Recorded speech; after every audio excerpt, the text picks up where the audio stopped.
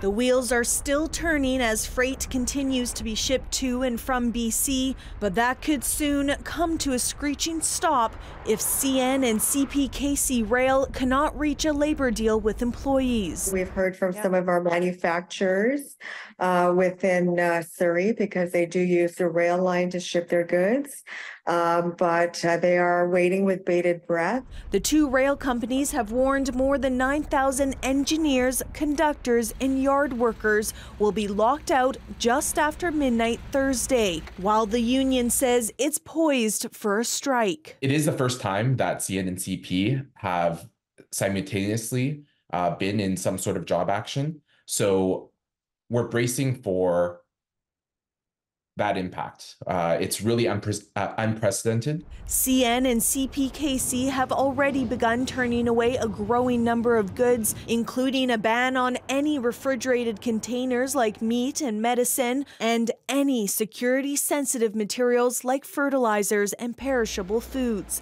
The agricultural industry is growing more alarmed by the day. We're reliant on them transporting not only our products from farm, but also supplying the products that we need to use to grow the food that we do on our farms. The work stoppage would also lead to significant disruptions at the Port of Vancouver, with the potential to snarl supply chains countrywide. The Port Authority says roughly 2/3 of cargo that moves through the port is by rail, including 90% of international exports. It's already caused us to experience increased wait times at ports, where there's a delay in getting the containers on the rail. Talks between CN and CPKC and the Teamsters Union have deadlocked over scheduling and wages. Earlier this month, Canada's Labour Minister rejected a request from CN for binding arbitration. Then the country's Labour Tribunal ruled rail employees do not carry out essential work.